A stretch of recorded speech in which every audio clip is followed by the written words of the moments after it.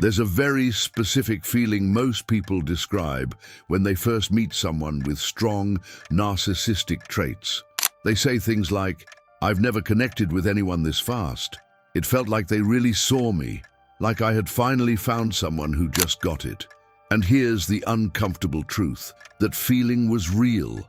The problem is what created it, because what felt like connection was actually something else entirely, something more calculated, even if not always consciously so. And understanding the difference between those two things, real connection and what a narcissist produces, changes how you read every relationship you've ever been in. This isn't about labeling people. It's not about calling someone evil or broken. This is about understanding a psychological pattern that is incredibly common, deeply misunderstood, and almost invisible until it's too late. Let's take it apart. The first thing to understand is that narcissists are, on average, perceived as more attractive and socially compelling in first encounters, not necessarily more physically beautiful, though research does show a small but consistent correlation between narcissism and physical attractiveness, but more magnetic. There's something about the way they present themselves that registers immediately. They make eye contact well. They speak confidently. They seem at ease in their own skin in a way that most people aren't. Research on first impressions consistently shows this. When strangers meet someone with high narcissistic traits, they tend to rate them as more attractive, more interesting, and more charismatic. At least in that initial window, the effect starts to fade over time. But in those first moments, they genuinely stand out. Why? Because narcissists invest heavily in their presentation. Grooming, style, confidence, social fluency, these are tools they've developed and refined. Their self-image depends on being seen as exceptional, so they put real effort into appearing that way. And it works, especially early on before the cracks start to show. But the visual and social presentation is just the surface layer. The deeper mechanism is something called the idealization phase, and this is where things get psychologically fascinating. When a narcissist becomes interested in someone, they don't get to know that person gradually, the way most relationships unfold. Instead, they build a version of you, an idealized image, and then reflect that image back to you with extraordinary intensity. Think about what that actually means. They mirror your interests. They seem to share your exact values. They say things like, "I've never met anyone who thinks like you do," or "I feel like I've known you forever." They remember small details you mentioned in passing. They make you feel like you are the most interesting person in the room, maybe the most interesting person they've ever encountered. And here's the key psychological mechanism. Being seen like that, being reflected back as someone exceptional, activates a very specific and very powerful neurochemical response. Dopamine, oxytocin, the same reward circuits that fire when something genuinely valuable happens. Your brain doesn't immediately know the difference between real attunement and a very precise performance of it. It just registers. This feels good. This feels like something. That's not weakness. That's biology. The experience has a name in psychology: love bombing. And it's important to understand that love bombing is not simply being enthusiastic about someone new. Enthusiasm is normal. Attraction is normal. The speed and intensity that comes with early infatuation is something almost everyone has experienced. Love bombing is something structurally different. It's overwhelming. It escalates faster than any real knowledge of the other person could justify. There are declarations of soulmate-level connection within days or weeks, constant communication, texts, calls, presence, future plans that feel almost absurdly premature, grand gestures, complete availability. The message is, "You are already irreplaceable to me." And it feels extraordinary, because most people spend their lives feeling partly unseen, partly unacknowledged, living in relationships where real intimacy develops slowly and imperfectly. And then this person arrives and makes you feel completely seen from day one. Intensity is not connection. That's worth sitting with for a moment because the brain will fight that sentence. But it felt real. Yes, it felt real. The feeling was real. What produced it wasn't.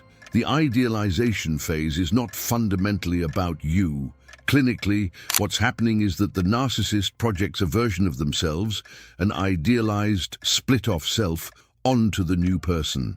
They aren't relating to who you actually are. They're relating to a fantasy of who you could be for them, a mirror that reflects back their own specialness, a source of admiration, what psychologists call narcissistic supply. You're not being known, you're being cast. Because what you thought was love was actually leverage. If you've recognized any of this, it might already be shifting something in how you're thinking about your own experiences. That's exactly the kind of reflection this channel is built for. If you want more conversations like this one, subscribe and leave a comment below. What part of this landed most for you? The function of the idealization phase becomes clearer when you look at what comes after it. Because the cycle doesn't stop at idealization, research on narcissistic relationship patterns consistently identifies a three-stage structure: idealize, devalue, discard. The idealization creates a deep emotional bond, sometimes a kind of dependency, that is deliberately or instinctively designed to give the narcissist leverage for everything that follows. Once emotional attachment is secured, the behavior shifts. Gradually, then suddenly, the intense attention fades. Criticism enters where there was only praise. Subtle dismissals replace the admiration, and the person who was made to feel exceptional begins to feel like they are the problem. And here's the psychological trap. The emotional dependency built during idealization makes it nearly impossible to exit cleanly. Because your nervous system was calibrated to a very specific high, and now it's chasing a return to that state. Not even the person, the feeling. Sentir falta de alguém não significa que essa pessoa te faça bem. Missing someone doesn't mean they're good for you. What you're often missing in these situations isn't the person as they truly are. It's the idealized image they presented, a version of them that in an important sense never existed. You're grieving a fantasy that was constructed to create exactly that grief when it disappeared. And this is where something heavier sets in. Not just sadness, but embarrassment, confusion, a quiet kind of shame. Because part of you starts asking, how did I not see it? How did I fall for this? You replay the messages, the intensity, the promises. And somewhere underneath the grief is a harder feeling. The realization that you weren't just hurt, you were positioned. That doesn't mean you were foolish, it means the mechanism worked. This is one of the most disorienting parts of the experience. People describe it as feeling addicted. Clinicians call it a trauma bond, an attachment formed not through safety and trust, but through alternating cycles of reward and withdrawal. The unpredictability itself becomes the hook.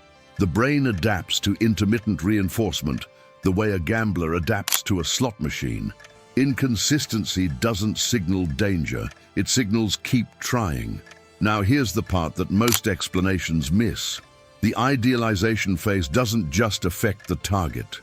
It also serves the narcissist's psychological need in real time. The narcissist isn't necessarily running a cold, premeditated manipulation. Many aren't even consciously aware of the mechanism.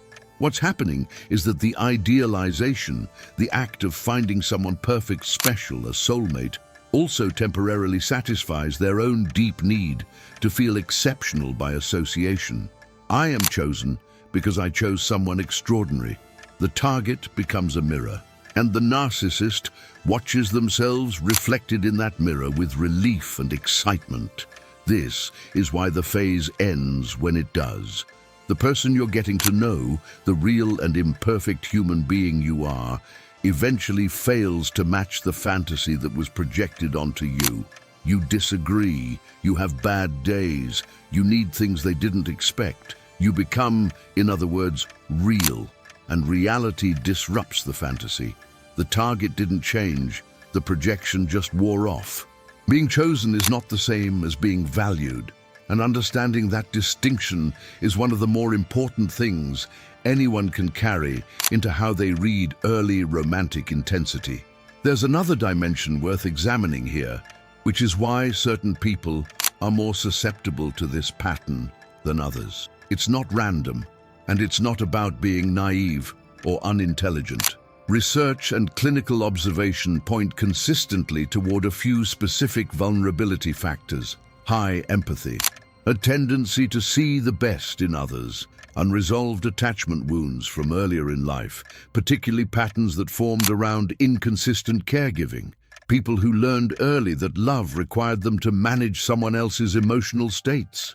These aren't character flaws. They're often the traits that make someone genuinely warm and connected, but they can also make someone more susceptible to a dynamic that exploits those exact qualities. Empathy, in particular, becomes a liability in a specific way, because when the idealization phase ends and the narcissist begins to withdraw or criticize, the empathic person's first instinct is to ask, "What did I do wrong? How can I fix this?"